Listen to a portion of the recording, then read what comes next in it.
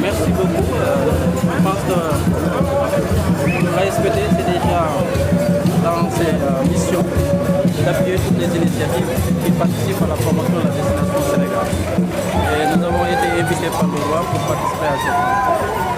Et comme vous le savez, on est tenu dans le cadre de nos missions d'appuyer toute initiative qui contribue à l'attractivité de la destination, surtout que maintenant nous sommes dans une configuration qui lie le tourisme, l'artisanat et la culture.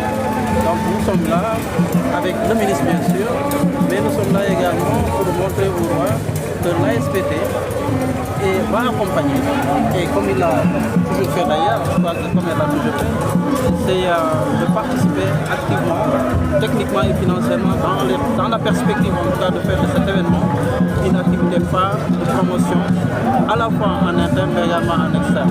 Parce que ce qui est important, c'est surtout le fait que ça trouve son ancrage dans des traditions que nous avions tendance à faire. Il faudrait faire revenir tout ça et faire de telle sorte que les Sénégalais découvrent davantage cette culture, découvrent davantage également l'histoire de cette royauté qui est une histoire assez spécifique mais une histoire également qui donne beaucoup de leçons, en ce sens que, comme nous l'avons si bien dit tout à l'heure, nous avons vu qu'il y avait une structuration au niveau administratif même dans la gestion de cette royauté.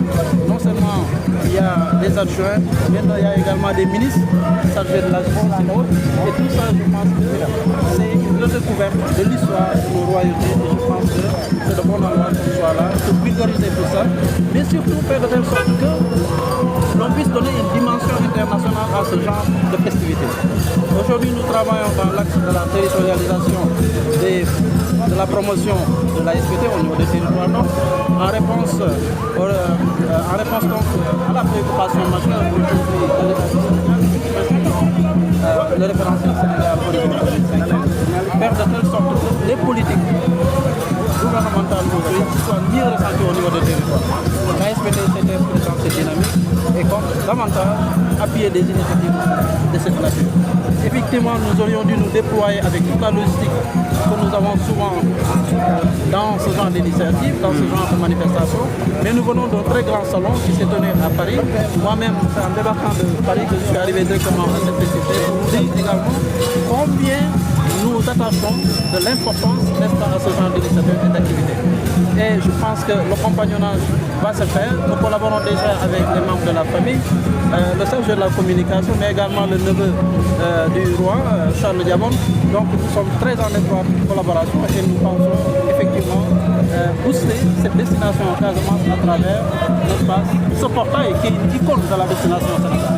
Nous avons un projet très ambitieux qui pense surtout à contribuer à la labellisation, mais surtout au branding, avec bien sûr des commodités d'accueil beaucoup plus adéquates pour accueillir davantage de monde. Nous travaillons dans ces projets et très bientôt vous verrez les résultats. Et dans le département, vous avez juste parlé du département. Nous avons un programme spécial qui s'appelle le Mékoudiwa.